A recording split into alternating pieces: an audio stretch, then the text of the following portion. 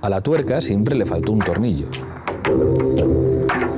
Y nuestra invitada de hoy fue capaz de clavárnoslo sin piedad. Su feminismo sin concesiones fue una bocanada de aire fresco sin el que hoy no sabríamos respirar.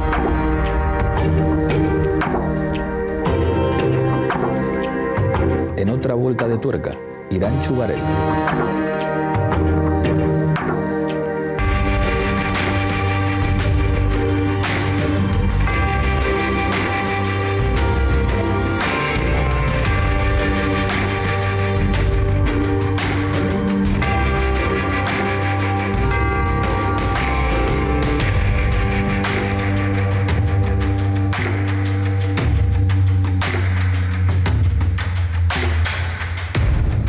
Irantxu Varela, bienvenida a otra vuelta de tuerca. Gracias. En este programa siempre empezamos por la infancia.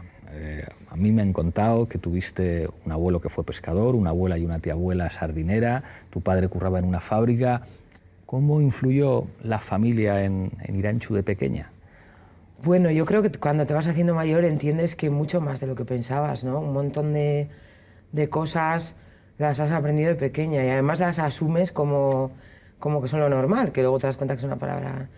Y yo lo tengo claro, pero desde la conciencia de clase hasta una cosa que me han dicho siempre en casa: no mires a los que están arriba, mira siempre a la gente que está peor abajo, que está peor.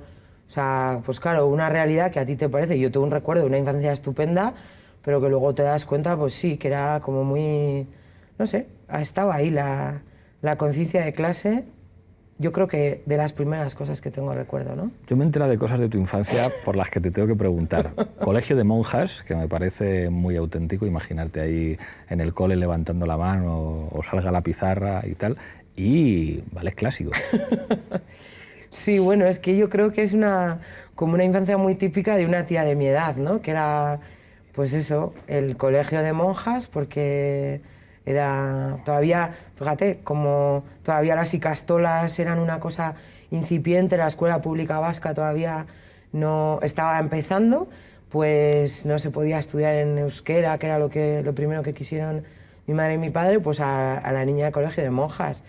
Y bueno, pues me imagino que pasa como con Serrat, de nada sirvieron las monjas, tengo una ortografía impecable, bueno. Supongo que eso, y luego, bueno, pues sí, la idea de que de todo se puede salir, porque imagínate. Y el ballet clásico, pues ya sé que hace mucha gracia porque tengo pinta de cualquier cosa menos de bailarina de ballet clásico, pero era mi gran vocación, frustrada, como podéis imaginar. Pero me encantaba, no sé, además era como muy de... Tenía una amiga que iba a taekwondo y me daba mucha envidia porque era mucho más rollo Karate Kid. Pero bueno, pues esto, lo que hacíamos las niñas en aquellos tiempos. Como este programa se ve en el País Vasco, pero se ve en muchos más sitios, yo quiero que tú expliques a los espectadores lo que significa crecer en los 80 en Basauri.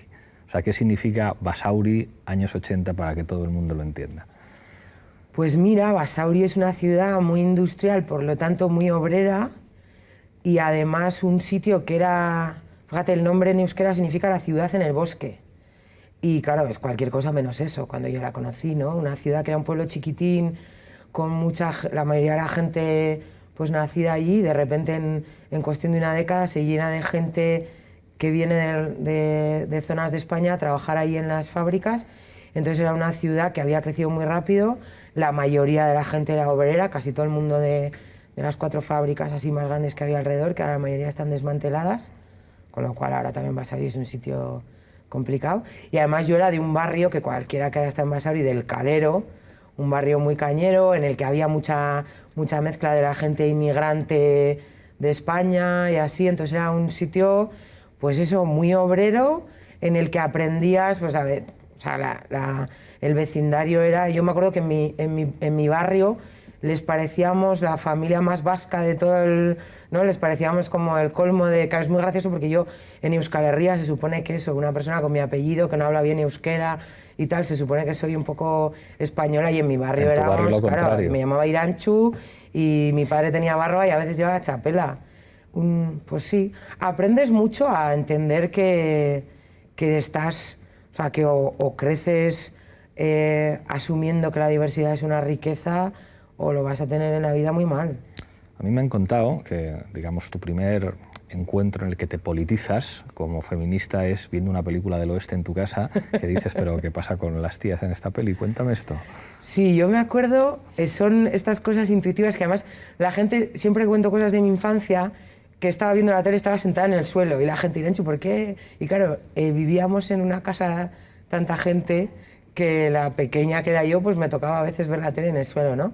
Y yo recuerdo estar viendo una peli de vaqueros y la chica solo lloraba, se caía, hacía ¡oh! O sea, nunca era alguien, molestaba, era alguien a quien había que salvar y nunca tomaba iniciativas. Y a mí me recuerdo que me daba rabia porque yo miraba mi madre, mi Seba, mi mamá, o sea, esas señoras no eran así, pero para nada, ¿no? Y yo no, tampoco quería ser así. Entonces tenía la sensación como de que nos contaban unas mujeres que no eran las que yo veía alrededor. Entonces yo tengo esta cosa como de que el feminismo es una cosa casi innata. Vas a la universidad, estudias Ciencias de la Comunicación, me han contado que querías ser reportera de guerra, que yo creo que eso te pega bastante. O sea, sí. Yo te imagino ahí como con un casco en medio del conflicto y ahí además te politizas y me han contado que te llamaban la arroba. ¿Por qué? Dios mío, he contado demasiados secretos. Pues sí, llego a periodismo, que la universidad para mí fue claro, también la Universidad del País Vasco, campus de Leioa, en los 90, aquello era, o sea, me da mucha pena la gente que estudiaba en universidades privadas por muchas cosas, pero entre otras cosas porque se perdieron aquello que era muy cañero, había muchos problemas y muchos conflictos, pero también era un espacio para politizarte maravilloso, ¿no? Porque estaba hirviendo todo. Entonces, pues yo en periodismo, de repente, pues era cuando estaba empezando la gente a reivindicar el uso no sexista del lenguaje en los 90. Que es muy fuerte. Y eso, la mejor idea que se le ocurrió a la gente fue la arroba. ¿Te acuerdas? Que cuando llegó internet, pues se estropeó como símbolo. Y mis compañeros de clase, de manera despectiva, con cariño, pero despectiva, ya me llamaban la arroba porque era la pesada que estaba todo el día con los y las y protestando en clase porque nos decían que para ser un buen periodista había que ser un hombre, no sé qué. Y yo, pues nosotras nunca vamos a ser un hombre. Pues ya era ya muy pesada, o sea, pesada en el sentido feminista de la palabra. Ahí te quiero preguntar por el feminismo en Euskadi. O sea, es como el País Vasco siempre ha tenido un nivel de politización diferente al resto del Estado español y el feminismo ha tenido también su historia particular. Hay unos documentales de los hermanos Bartolomé donde aparecen imágenes de los años 70 y en Euskadi ya se ven cosas que quizá en otros lugares del Estado tardarán incluso algunas décadas más en llegar. O sea, ¿cómo contarías el feminismo en Euskal Herria a otra gente del Estado? Hombre, yo creo que, claro, la genealogía que he sido capaz de hacer yo, porque este es uno de los problemas con el feminismo, que no hay genealogía, te tienes que buscar tú, amigas y compañeras que te la cuenten, ¿no?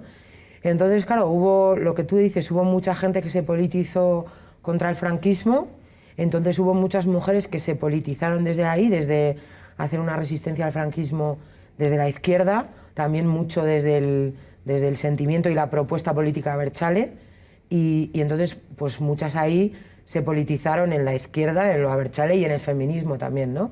Entonces pues ha habido una trayectoria de pelea muy consciente, o sea, muchas veces ha sido estar en la lucha, digamos lo que se llamaba la lucha principal, pues la lucha obrera, la lucha por la independencia, la lucha contra el franquismo, pero con conciencia feminista. Y yo creo que muy pronto, es verdad que mucho antes que en otras zonas del Estado, pero bueno, entre otras cosas porque eso, somos un país politizado porque ¿no? Ahí siempre algo se está cociendo, ¿no? Entonces, y ha habido muchos conflictos, entonces en los conflictos la gente se politiza. Y entonces, con mucha conciencia feminista desde muy pronto para lo que era el contexto en el Estado español en los 70, ¿no? Entonces, pues hay grupos feministas, la Asamblea de Mujeres de Vizcaya en los 80 hace un planteamiento contra el aborto, el juicio de las 11 mujeres de Basauri, fíjate que yo que soy de Basauri me he tenido que enterar muchos años después porque no se les ha hecho justicia, pues ha habido, claro, además eran luchas por cosas muy básicas, ¿no? Derecho a trabajar, a sindicarte, a abortar, a tener libertad sobre tu cuerpo. Entonces, claro, yo lo que siempre cuento es que tenemos la suerte que la genealogía del feminismo en Euskal Herria no la hemos tenido que leer. Si has tenido la suerte de encontrar alguna te la ha podido contar pues tu tía, tu hermana o la que militaba contigo, ¿no? Entonces, a mí eso me parece un lujo. O sea, que a veces les echamos la bronca, porque yo siempre digo, nos hemos convertido ya, yo me he convertido en la señora que dice, nosotros en los 90, pero antes en los 90 nos reíamos de que estaban todo el día diciendo, nosotros en los 70, pero gracias a lo que hicieron las de los 70, que había que ser feminista en los 70 en Euskal Herria, Total. o en los 80, que ahí sí que era casi proscrito, ya no era un insulto, era casi clandestino, bueno, era clandestino. Pues yo creo que gracias a esa genealogía y a esas mujeres que lucharon en los 70 y en los 80, yo creo que en gran parte ha pasado lo que ha pasado el 8 de marzo, que ha sido en el Estado español la bomba, pero en Euskal Herria... Ha sido tremendo. Pues porque, claro, pues es que somos sus hijas y sus nietas, literalmente. Entonces, claro, algunas tenemos unas madres tan punkis que como para no haber salido feminista. Háblame de Factoría Lila. Pues mira, lo llamo un espacio porque me parece un concepto lo suficientemente amplio como...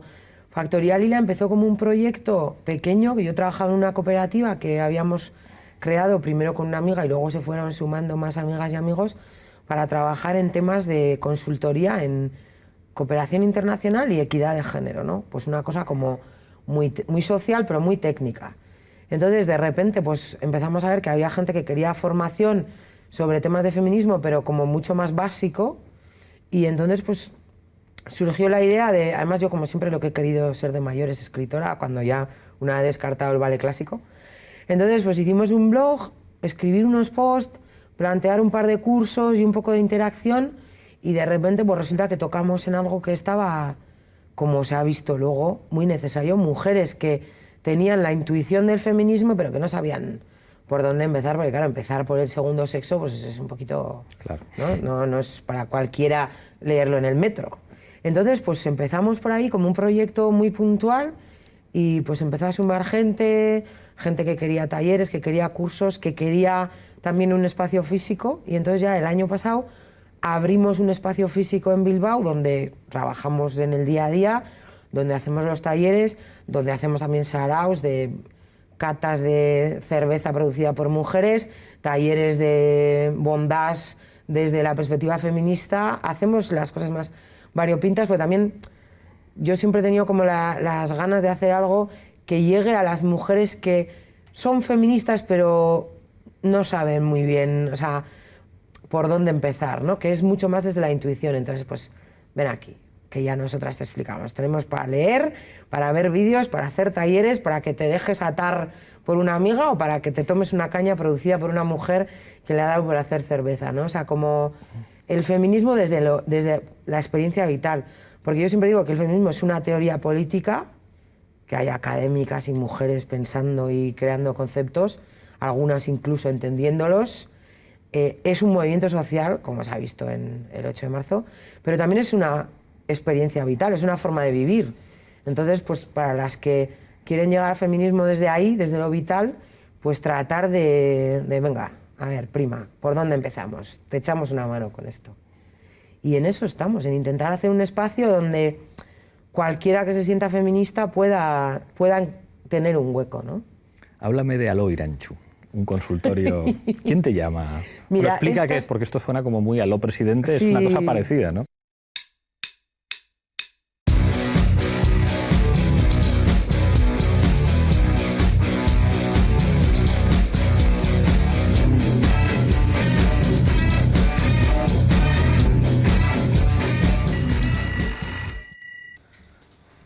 Hola, bienvenidas a Aló Irantxu, el consultorio feminista de Pícara. Porque ser feminista es muy difícil. Vamos con la llamada de hoy. ¿Aló Irantxu? Sí, claro. Estos son las compañeras de Pícara Magazine que siempre nos hemos encontrado por las calles de Bilbao, nos hemos encontrado de cañas y siempre hemos sido aliadas naturales, pero es que ahora estamos en la misma calle, o sea, Factoría Lila y Pícara Magazine están separadas por 20 metros. Lo cual es muy divertido y además nos sirve mucho para conspirar mucho, para dejarnos, déjame un enchufe, pásame un no sé qué, y luego también pues para hacer un poco de eso, conspiraciones. Entonces son muy gamberras ellas, imagínate yo aquí, entonces me plantearon que ellas dicen que soy mucho más divertida cuando estoy improvisando, cosa que hago bastante más de lo que debería confesar, en general. Pero me dijeron, venga, pero vamos a hacer algo en directo, un consultorio. Claro, la idea de consultorio me parece tan bizarra que me pareció muy divertida, me pareció muy gracioso la idea de improvisar, entre otras cosas porque es muy responsable, o sea, yo voy allí, me preguntan y digo lo que pienso, y la idea de Alo y Irantxu se les ocurrió a ellas porque yo nunca sería tan...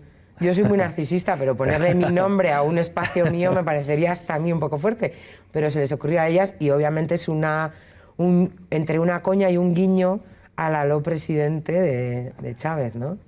Y ahora te tengo que preguntar por el tornillo. Yo he contado muchas veces, digamos, cómo lo viví yo, pero quiero conocer tu perspectiva, porque luego no volvimos a hablar casi. O sea, yo fui a una charla que me invitó Óscar Matute en diciembre, que yo creo que esto fue en Gasteiz, ¿no? Sí. Y allí flipé, allí te escuché y volví y les dije, esta tía es un cóctel molotov, confiad en mí, hay que hacer una cosa, que al principio ni Dios me hacía caso en nada, o sea, con Facu pasó igual, me decían, pero si no es tan gracioso, es como ya veréis que esto apunta, y con el tornillo lo mismo, es como, bueno, pues otra de tus paridas a ver lo que pasa, y hostias, el tornillo se ha convertido en un referente indiscutible, pero ¿cómo vives tú el de repente, hostia, hacer una cosa que además no es específicamente para el País Vasco, que es como con los de La Tuerca, que no estaba muy claro cuál podía ser el público, desde el principio aparecen trolls que te revientan, ¿cómo vives tú esta historia?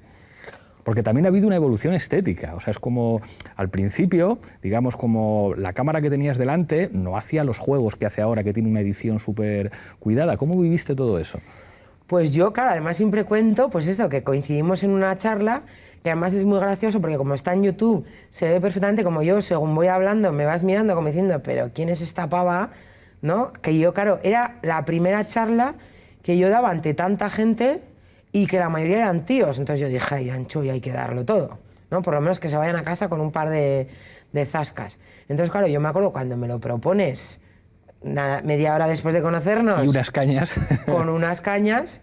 Yo además recuerdo que te dije que te debería haberte dicho, bueno, me lo voy a pensar, pero dije, ¡claro! Y además lo primero que tuve claro fue la sintonía de las Vulpes, que algún día les tengo que buscar y darles las gracias por ese temazo. Si las encuentras, yo quiero traerlas aquí. Sí, pues sí, bueno, andan por Baracaldo y Bilbao y así, pero bueno. Pero claro, yo de repente empecé en serio. Claro, el primer tornillo yo lo odio, me parece un horror, me veo que estoy fatal, como súper tensa así, pero yo, y con mi corbata y todo, porque yo quería hacer como una especie de... La idea inicial era una crítica feminista al programa. Claro, cuando empecé a darme cuenta que todo el mundo se burlaba de mí, dije, bueno, pues vamos a hacer la mamarracha, que además siempre ha sido mucho más mi registro.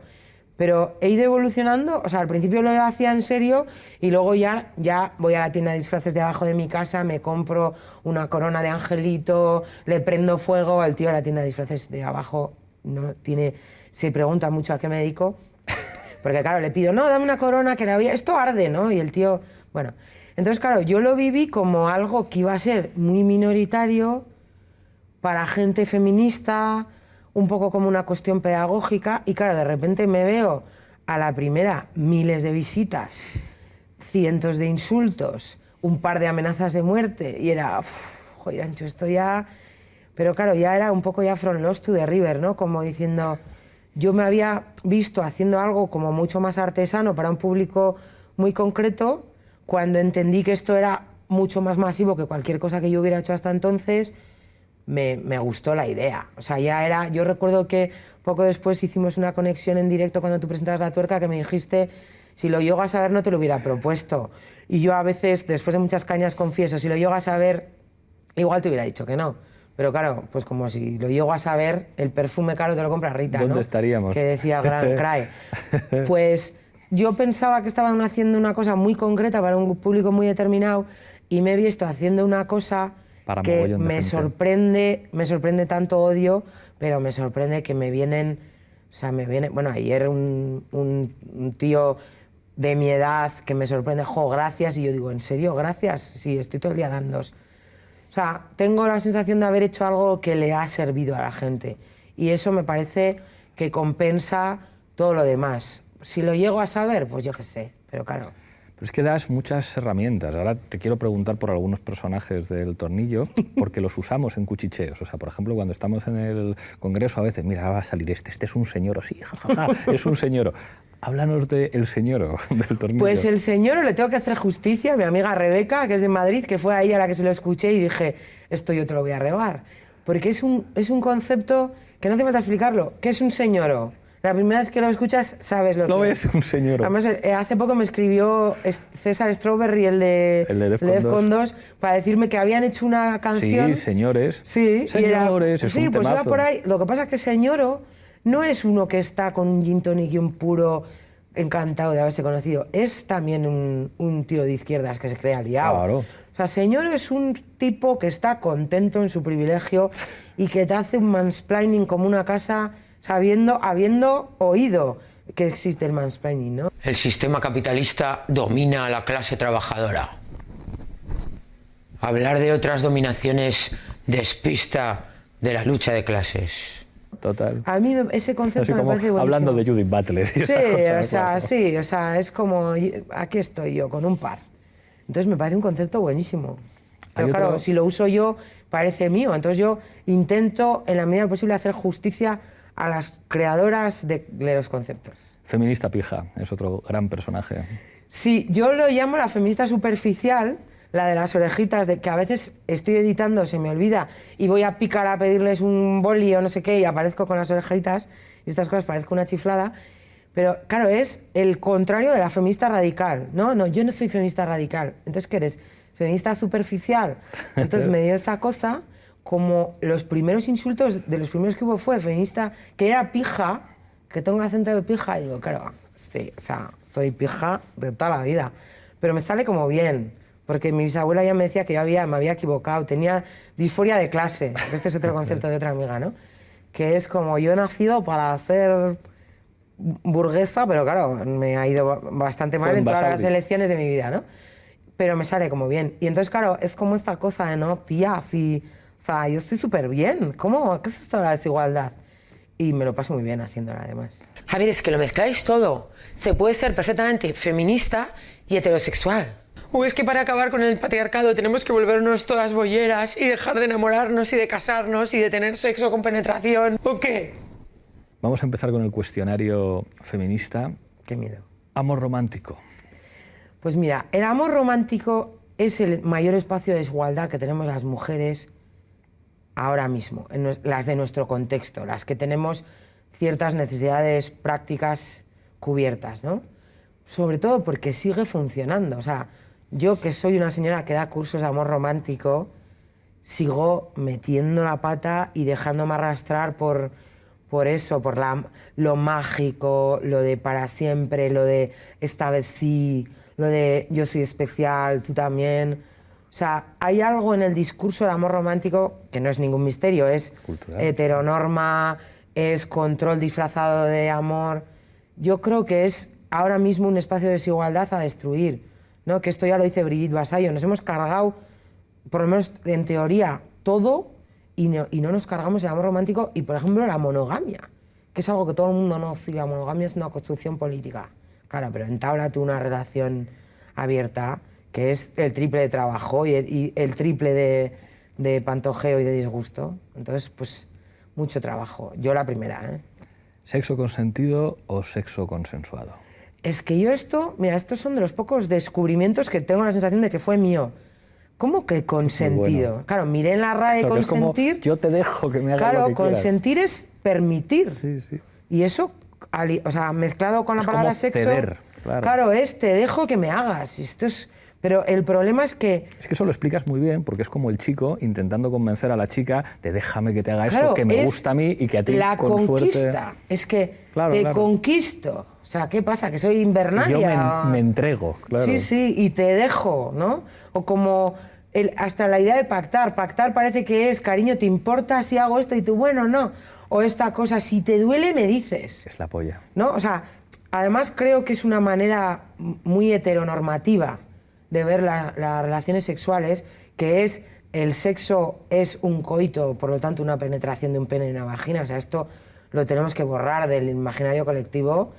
Lo primero, muy centrado en el deseo masculino, en la erección, en la eyaculación. O sea, todo esto es horrible, heteronormativo, transfobo, o sea, va contra todo lo que es pensar en dos personas teniendo deseos que los dos son igual de importantes. O sea, yo les suelo preguntar en los talleres a las mujeres, ¿me podéis describir vuestras relaciones heterosexuales como un pacto entre iguales? Y hay muy pocas mujeres heterosexuales que puedan decir que sí a eso. Y esto es tremendo para las mujeres y para los hombres. Entonces, el sexo tiene que ser un pacto entre iguales y hay que pactarlo todo. Entonces, claro, consentir es dejarte que me hagas. Y claro, esto y pasarlo bien, ya no te digo libertad, igualdad, esto y pasarlo bien se lleva muy mal. Violencia simbólica. Pues es que a mí me parece un gran concepto, porque ya sé que resulta un poco pedante usarlo en las conversaciones en el día a día, pero es que cada sociedad tiene la violencia que tolera. Y la violencia contra las mujeres, la brutal, las violaciones, las agresiones, los asesinatos, existen en el Estado español en el nivel que existen porque las toleramos. Y las toleramos porque ponemos a chicas sujetando un paraguas a un deportista, porque ponemos a mujeres presentando los informativos que tienen que cumplir con todas las estéticas impuestas y sin embargo los hombres no, porque hacemos chistes sobre violación, porque vamos por la calle y a cualquier tía le dicen los hombres lo que se les pasa por la cabeza sobre su cuerpo. O sea, la violencia simbólica es toda una estructura de formas de violencia sutiles que no nos hacen daño literalmente, pero que nos recuerdan a las mujeres cuál es nuestro lugar y que os recuerdan a los hombres cuál es el vuestro. El tío que hace lo que le sale de la polla, que dice lo que quiere, que se sienta espatarrado en el metro porque... ¿qué? O sea, son cosas aparentemente inocuas, pero que construyen un sistema, una estructura que soporta el hecho de que yo me voy a casa un día y me han tocado el culo, me han arrimado la cebolleta en una noche de farra y me voy a casa cabreada pero sin reaccionar, y no te digo ya sin denunciar. Y que un tío está con una tía en un contexto sexual y como él está caliente le dice, yo no te digo que todos los hombres sois violadores porque eso se llama salvajada, pero que la mayoría de los tíos heterosexuales habéis dicho alguna vez, ¿me vas a dejar así? Y esto es un poco, ¿cómo me vas a dejar así? Significa mi deseo importa más que el tuyo. Y esto, ¿no? Entonces, claro, hay todo un sistema de creencias, de valores, de cosas que consideramos normales que están sosteniendo el hecho de que se nos agreda, se nos viole, se nos mate, se nos digan burradas por la calle y de que vivamos en una sociedad que ha asumido como normal que el 50% de la población tiene miedo cuando va por la calle. Y esto es así, porque todas las tías cuando vamos por la calle tenemos miedo. Llevamos las llaves, llevamos un puño americano con forma de gatito, o llevamos tembleque o llamamos por teléfono a alguien. Y una sociedad que tolera... O le dices al taxista no te vayas hasta que no... O el taxista te espera hasta que encuentras las llaves y no sé qué y abres y todo. O sea, una sociedad que tolera que la mitad de la gente tenga miedo es una sociedad que tolera que hay violencia contra la mitad de la población. Coméntame esta frase. Si no hubiera querido, se habría defendido. Bueno, es que esto es eso, esto es violencia. O sea, pero que todavía haya gente... Es que esto lo dicen en cualquier contexto, pero con el juicio de la manada, que haya gente que dijera que se hubiera resistido, ¿qué te crees? ¿Que es Uma Thurman en Kill Bill? ¿No? Que puede ir contra... Pero además es que esta idea de que si una tía no se resiste le puedes hacer lo que quieras, es que es una idea de que somos gente a la que se le puede hacer cualquier cosa. O sea, aparte que nuestra socialización está no resistirnos, como lo cuenta la maravillosa Virginie Despentes en Teoría King Kong. O sea, que se nos ha sido socializado como víctimas, que nos creemos que no podemos. O sea, que nos hemos querido no solo físicamente que no podemos, que yo hay un montón de tíos a los que les meto un sopapo y les tumbo, hay otros que no. Pero tenemos asimilado nuestra posición como víctimas. Por eso hay que hacer autodefensa feminista, no solo hay que hacer artes marciales para saber físicamente defenderte. Hay que hacer autodefensa feminista para considerarte capaz de defenderte. Pero hay situaciones en las que no defenderte es sobrevivir. Y me vais a perdonar, ¿me tengo que ir defendiendo a la mitad de la población? Porque entonces salgo con mi katana, que tengo una katana de verdad, a la calle. Pero no me voy a relacionar entonces con vosotros como si fuerais gente normal. Quiero decir, si los tíos van a asimilar que las mujeres nos tenemos que defender de ellos, nosotros vamos a asimilar que sois un peligro y que no os podemos tratar como si fuerais gente.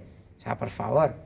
O O sea, lo que hay que hacer es aprender a no violar, no enseñarnos a nosotras a defendernos. Pero es que esto es tan básico, es como... Vientres de alquiler. Esto es un temazo, pero a mí me parece, tal y como está planteado en el sistema capitalista, es comprar bebés. O sea, es, una vez más, utilizar los cuerpos de las mujeres como espacios de reproducción del sistema capitalista. Porque o sea, que te lo traten de vender como una opción libre, yo no me lo creo. O sea, es que tal y como está planteado, y además como está mercantilizado, y además con este sistema internacional que hay, que es o en los países más pobres del mundo o en el país más capitalista del mundo, ¿no? O sea, a mí me parece que tal y como está planteado es un no rotundo. Pero no yo le tengo que decir a las mujeres lo que tienen que hacer, que esto lo explica muy bien Amelia Valcárcel. El feminismo no es decirles a las mujeres lo que tienen que hacer y lo que no, es darles herramientas para que entiendan el origen de sus decisiones. Entonces, ¿habrá mujeres que decidan libremente quedarse embarazadas y tener una criatura a cambio de dinero o de manera altruista?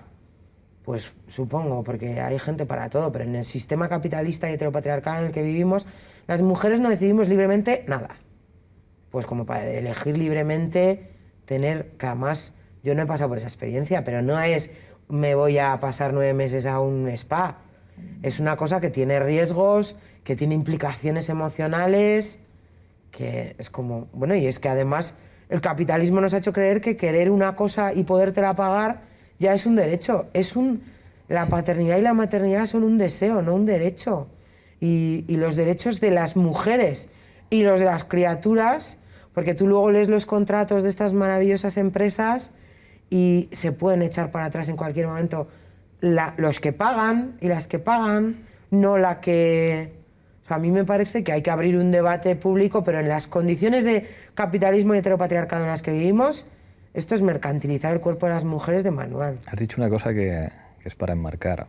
Todos los deseos no tienen por qué ser necesariamente derechos. Es que, claro, el capitalismo nos ha hecho creer eso. Si te lo puedes pagar, Total. y es no, claro, es que todo no se puede... Ya lo siento, personas capitalistas y felices en el capitalismo, todo no se puede comprar. Y a las mujeres no se nos debería poder comprar.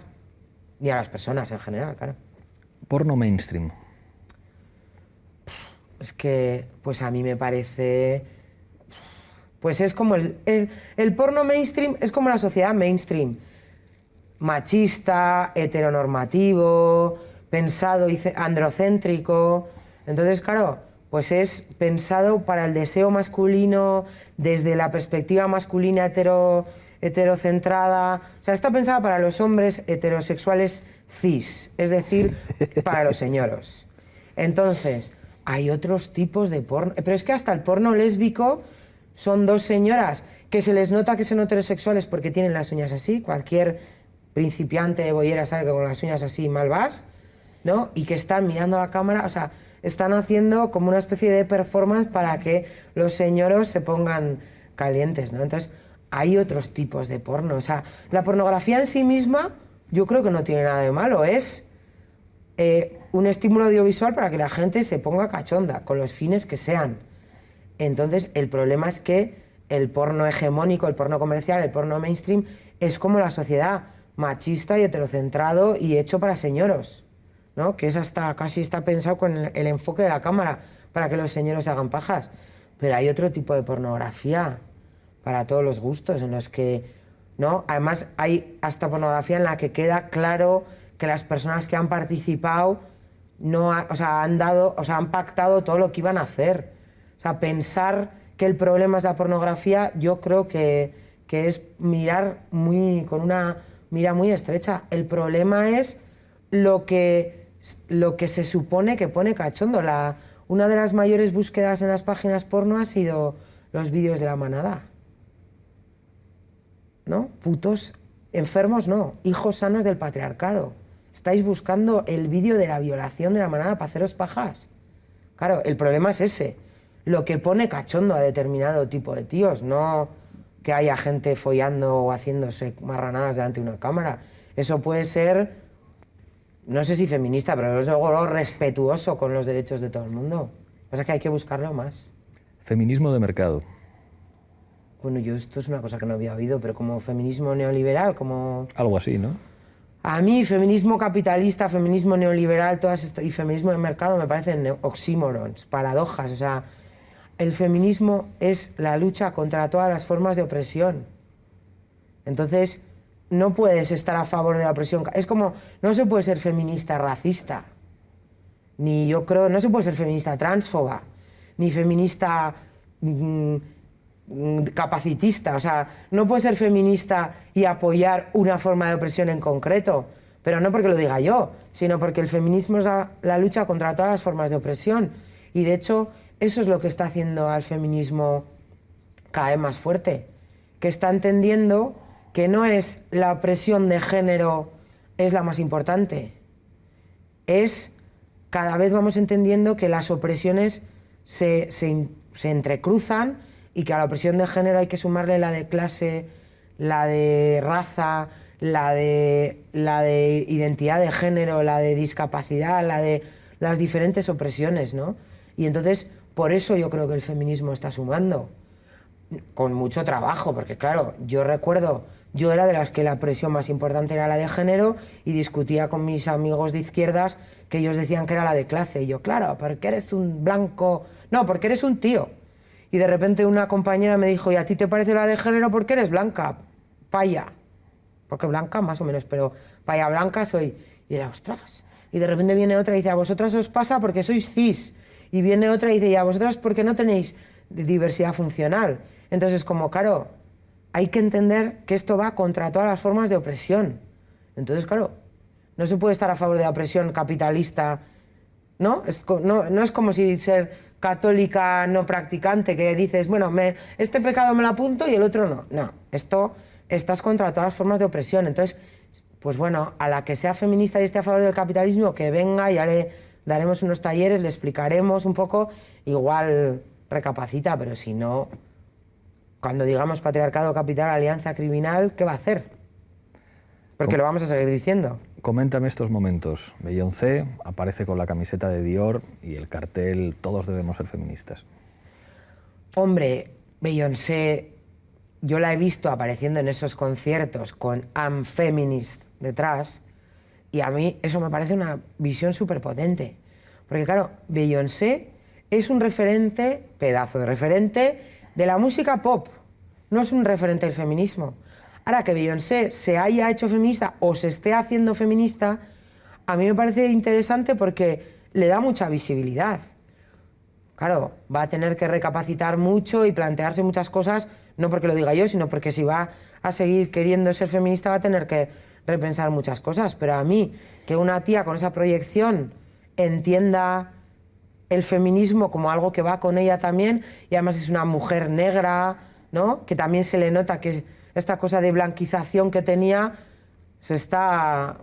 Tampoco es que yo siga la trayectoria de Beyoncé muy de cerca, que me parece estupenda, pero a mí que las tías que tienen visibilidad visibilicen el feminismo me parece positivo, porque es que llega a mucha gente, ¿no? Llegamos y luego ya haremos los talleres, las charlas, pero esto, bueno, es que es básico, el empoderamiento empieza con la toma de conciencia, luego es las herramientas y luego la organización colectiva.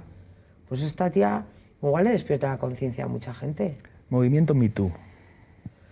A mí no me parece un movimiento, me parece una campaña. Pero me parece una campaña que ha hecho mucho. Me parece y lo diferencio campaña de movimiento porque yo creo que no hubiera podido darse sin un movimiento feminista detrás. Y esto queda muy claro porque en los Globos de Oro, que fue el gran momento del Me Too, muchas actrices se llevaron de pareja a una militante feminista, que ahí las llaman activistas porque es como más políticamente correcto, se llevaron a feministas. Es decir, el movimiento feminista ha generado una conciencia en la que había espacio para que hubiera tías que dijeran: a mí me han violado, a mí me han abusado o me han chantajeado. Claro, que lo diga Salma Hayek en el New York Times, o que lo diga Uma Thurman o que lo diga esta maravillosa risa de Sharon Stone. You're laughing, but I don't know. I don't know if that's a nervous laugh or are you kidding me? Of course I was. Laugh. I've been in this business for 40 years, Lee.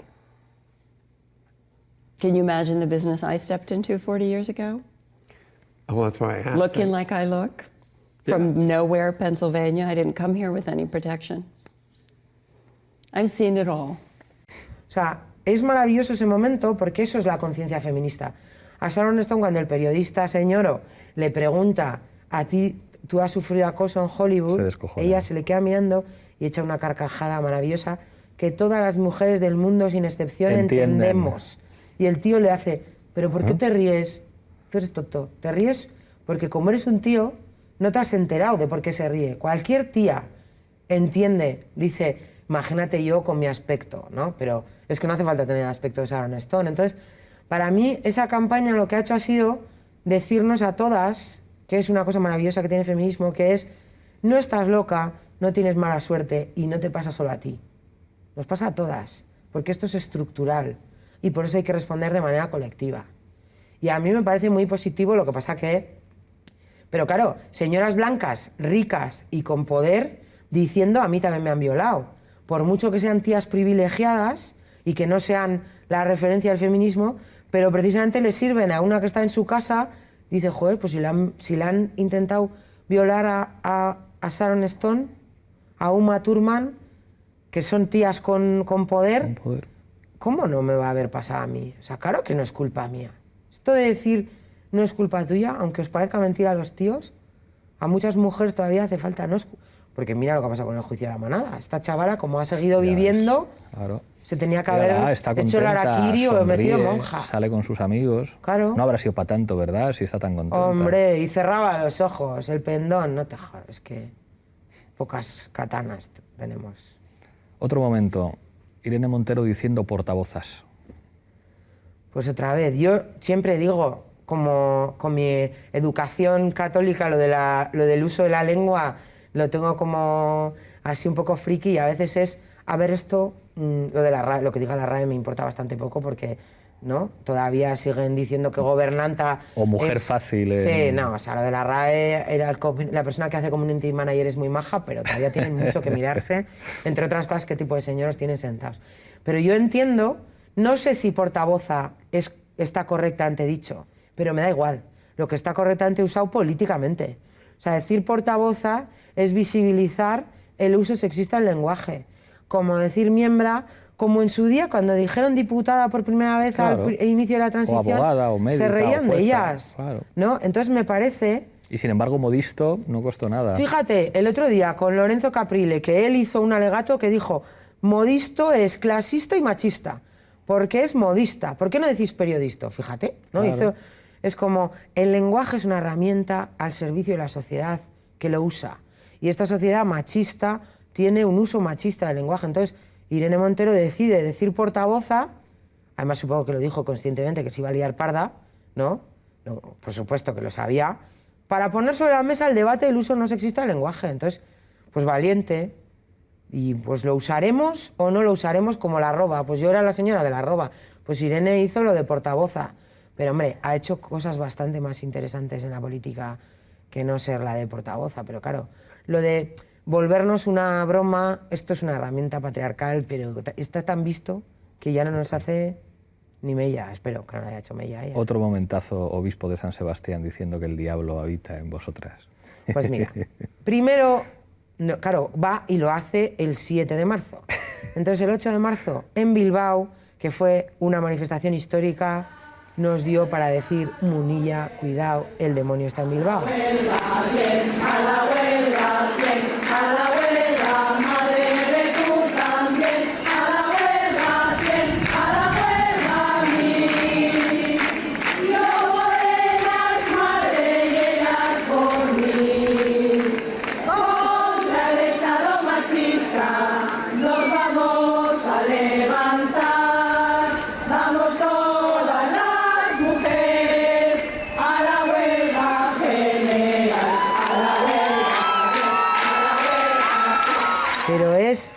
Este tío es un fundamentalista religioso peligroso, que tiene un discurso de odio constante, y que no me digan a mí la gente que sea de la Iglesia Católica que no le representa porque es obispo.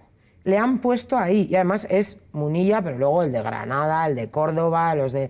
¿no? O sea, este señor es un representante de la Iglesia Católica, le gusta a la gente de la base o no, porque la Iglesia Católica le ha puesto ahí. Igual si hubiera sufragio universal en la Iglesia Católica, pero es un fundamentalista católico, o sea, un fundamentalista religioso peligroso que tiene un discurso de odio continuo, porque cuando intentó rectificar lo de que las feministas tenemos el demonio dentro, hizo todavía peor, ¿no? O sea, somos el demonio, asesinamos niños y niñas y somos... O sea, entonces, si no llevara alzacuellos, estaría imputado, yo creo. Y si no llevara alzacuellos, nadie le haría ni caso, que esa es otra. Total. Aparte, este señor tiene un pasado fascista, él y su hermano, pero de documentado, que no sale a la luz, pues no sé por qué. Pero este señor tiene un discurso de odio que la gente maja que hay en la Iglesia Católica y la gente que no crea en estas cosas, aparte por otro lado completamente mamarrachas y anacrónicas, tendría que hacer algo para que no le represente este señor. Si no pensáis así, no tengáis estos representantes. Otro momento, Cristina Cifuentes diciendo yo huelga, pero a la japonesa. Pues esto es el típico discurso del mujerismo, ¿no? Las que... El mujerismo. Sí, las que a ellas no les ha pasado. Ellas nunca han vivido desigualdad, ellas no son víctimas. Porque, claro, yo siempre digo, están sobreviviendo. Por supuesto que Cristina Cifuentes ha vivido la desigualdad, por supuesto. Si no, ¿de qué va a decir que ella se hace la rubia? Decir yo me hago la rubia es como dice una mujer de derechas que ella sabe que vive en la desigualdad y a veces tiene que buscar estrategias de supervivencia. Eso es hacerse la rubia, ¿no?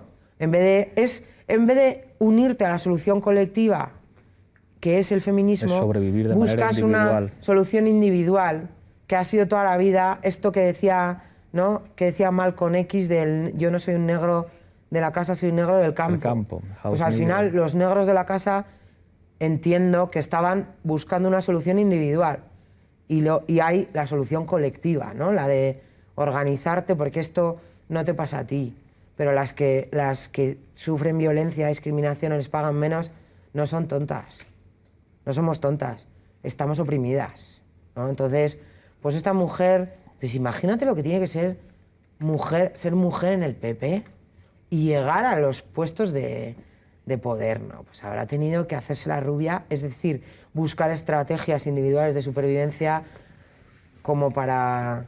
Pero pues yo le diría, le va a pasar como a todas. No hay ninguna mujer mayor de 80 años que no sea feminista, aunque no lo diga, porque todas las mujeres mayores de 80 años te dicen, si yo lo hubiera sabido, eso es, si yo ahora tuviera 18 sería feminista. Entonces, pues esta mujer algún día de su vida se hará feminista y le diremos, joder, Cristina, ya has tardado. Estamos llegando casi al final, nos toca la rueda de reconocimiento, así, a bote pronto, Dolores Ibarruri. 3 frases. Pues mira, le enseñó, esto te va a dejar pasmado, le enseñó la internacional a mi bisabuela. ¿Qué me dices? Porque iban a la misma escuela, fíjate tú. Me parece un referente, ¿cómo sería de cañera, para parecerle cañera a mi bisabuela? Para llegar a jefa del Partido Comunista. ¿Cómo sería para llegar a jefa del Partido Comunista en aquellos tiempos? Pues una grande, una grande. Victoria Kent, que siempre la ponen de mala. Pues yo creo que tenía pensamientos demasiado avanzados para el contexto en el que vivía, entonces no le entendían. Yo creo que la hemos entendido después, por desgracia para ella, pero eso significa que estaba pensando por encima de las posibilidades, sobre todo de los hombres de su entorno. Federica Montseny. Pues no sé quién es, ya lo siento. Te va a encantar, la primera ministra de este país anarquista de la CNT. Pues fíjate, de este país España, quieres decir. Claro, claro, es que esto de tener... pero es catalana, Federica Montseny. Me van a matar las catalanas, pero... Hay una historia que me contaron antes de ayer de Federica Montseny que yo no conocía, y es que era como una señora anarquista muy tal, y tuvo una hija que pues, se casó con un compañero y se fueron a vivir con la madre, y cuando se divorciaron su hija del tipo, el tipo estaba tan a gusto con su suegra que dijo, te vas de casa tú, que yo me quedo a vivir con tu madre. Y Federica Fíjate. Montseny se quedó a vivir. Es que esta es una de las cosas, yo creo, que nos pasa a las mujeres, que es eso, que hemos tenido que ir rascando la genealogía por ahí. Entonces nos vamos contando los referentes, o sea, que no me estoy justificando, quiero decir, hay una cosa de la que no tengo complejos, que es de mi ignorancia en un montón de cosas, pero nos tenemos, o sea, Nos enseña. hay de señoros que no sabemos los nombres y los apellidos Total. y no hicieron una mierda. Durruti sí lo conoces, Claro, ¿verdad? sí, Pero sí, hemos Federica escuchado el Montseny no. discurso, claro, fíjate. Total. Pero vamos, la próxima vez que vea a determinadas amigas que ahora están lejos, me van a decir me con lo van a de echar la Federica. bronca. Simone de Beauvoir. Pues a mí me parece es una referente que, por supuesto, con perspectiva le podemos criticar, pues que era burguesa, que tenía esta mujer con el amor romántico, pues también, pero a mí me parece un referente que ha puesto sobre la mesa conceptos imprescindibles para el feminismo, como androcentrismo, como decir mujer no se nace, se hace, o como decir no existiría el patriarcado sin la dominación de las oprimidas. O sea, esta mujer en su contexto, pues fundacional, para mí es fundacional. Angela Davis. Pues otra, fundacional de lo siguiente. O sea, a mí me parece, yo soy muy, como soy muy dramática, soy muy de epifanías. O sea, la idea, que además yo sé que no es un concepto acuñado por ella, pero ella lo puso sobre la mesa.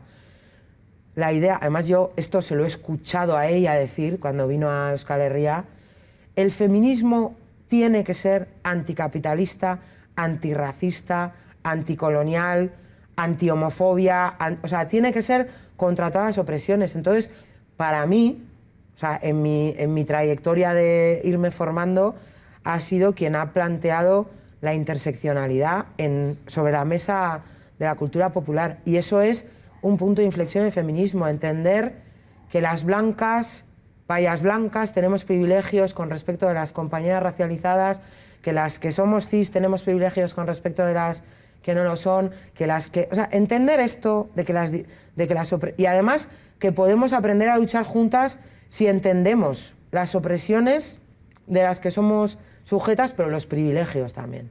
Para mí es, aparte de ser una referente del movimiento negro, del movimiento anticarcelario, o sea, es... Bueno, yo a veces... O sea, yo cuando vine a Euskal Herria me daban pálpitos casi, o sea, me parece increíble.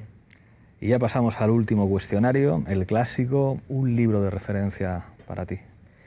Pues a mí, un libro de referencia del feminismo me parece Teoría King Kong. De Virgin Despentes, qué gran libro. Porque obviamente hay Calibán y la bruja de Federici, es maravilloso para entender la complicidad entre el capitalismo y el heteropatriarcado. Pero yo, por ejemplo, para empezar, o feminismo, bueno, es que hay feminismo para principiantes, hay un montón, pero para empezar, una tía, claro, además a mí me pasó, una tía de mi edad, con todas las incoherencias, los complejos, las contradicciones, esto tan bien escrito, además una tía... En Euskal Herria también, casi a la vez, salió de Venir Perra de Itziar Ziga, que a mí también me parece... O sea, es que son dos libros que te hacen la cabeza cataclac, ¿no? Total. Sobre todo a las que hemos sido siempre un poco con aspecto de putón y así, que a veces en las asambleas feministas... Sí, un feminismo punk. O sea, sí, como... que luego me van a llamar posmoderna y todo, pero me da igual, quiero decir, ya me llaman de todo. Pero a mí me parecen dos libros que coges y te hacen cataclac en la cabeza. Y que tienen mucha autenticidad, además. O sea, no están escritas desde la impostura, yo qué sé, de una investigadora doctoral, no. No, o sea, y además que hay libros que yo creo que hay que leerse, El segundo sexo, Calibán y la bruja, Sí. Apreciado, A Donna a Haraway, Judith a Butler, si la Butler, entiendes. todos, sí. Pero estos hay que leértelos ya cuando tienes la conciencia. Estos son las herramientas, que es la segunda fase.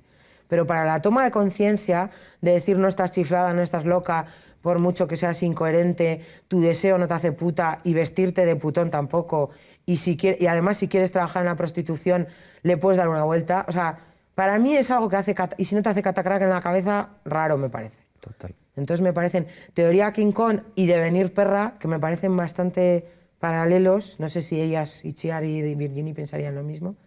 Me parecen bastante... Sobre todo por eso, porque no son el correcto. son el punky y encima Total. una vasca. Total.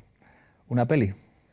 Jo, pues es que es muy... Estaba pensando decirte alguna así, porque seguramente me vas a hacer esta pregunta, pero yo ya lo siento, pero Thelma y Luis. Es que es un peliculón, Thelma Es y que Luis. cada vez que la veo En me realidad- parece más feminista Total. y luego además en mi cabeza el final es una metáfora de que se hacen bolleras. He decidido yo, claro.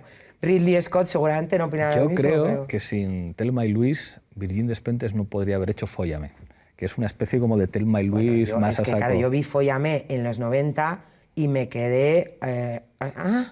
pero claro, no sé si es una película... Claro. Además, yo no la he vuelto a ver hace muchos años, entonces no sé lo que pensaría. Pero es que Thelma y Luis La hostia. es como... O sea, Ridley Scott, tío, ¿en qué estabas pensando? Muy grande. Total. Es un poco como El Casa de Muñecas, que me parece una obra de teatro para ser escrita por un hombre, ¿no? que entiende perfectamente lo que es un proceso de empoderamiento en una mujer. A mí Thelma y Luis me parece... ¿Una serie? Yo creo que El cuento de la criada. Dios. Porque Big Little Lies es brutal. Está bien la sororidad que Es se genera. increíble y cómo ellas y cómo está... Pero El cuento de la criada da más miedo, pero es, queridas, esto está mucho menos lejos de lo que parece. De hecho, a veces esa disforia está aquí, me parece. Y Margaret Atwood, sí, bueno, y estéticamente es una cosa... Es tremenda. Y por último, una canción. Pues también, como había visto otras entrevistas que haces esta pregunta, Irantxu piensa una, en plan, pues yo que sé, Anari, que es una cantautora vasca que me fascina, o el Diluvi, que tiene Y tú sols tú, que es un himno, pero Irantxu, no seas falsa. Si tú eres una popera, Madonna, o sea, Papa Don't Preach, por ejemplo, o Express Yourself de Madonna, esta señora que cuando yo tenía 13 años y estaba sentada en el suelo viendo la tele, salió cantando en sujetador Like a Virgin, y yo dije, ¿qué es esto? O sea, para mí, y a algunas chavalas les parecerá que estoy chiflada, pero las tías de mi generación, Madonna hizo cosas. Madonna se sacó una foto en pelotas morreándose con una mujer negra en los 90. O sea, Madonna ha hecho cosas que el feminismo hemos luchado para que podamos, las mujeres que no somos Madonna, hacer. Y ya cuando ha hecho cosas descolocantes, pero cuando hizo el discurso yo soy una mala feminista y a mí también me han violado. O sea, no, yo con lo que me vuelvo loca y lo peto cantando por casa es con Papa Don't Preach. O Express Yourself o Like a Virgin, Madonna de aquellos tiempos. Llegamos al final, te entrego la taza de la tuerca, que hay que intentar cogerla con la izquierda para que brindes por lo que quieras. Siempre con la izquierda, joder. Pues yo brindo por todas las mujeres feministas a las que nunca les van a hacer una entrevista. Por ellas. Pues muchísimas gracias.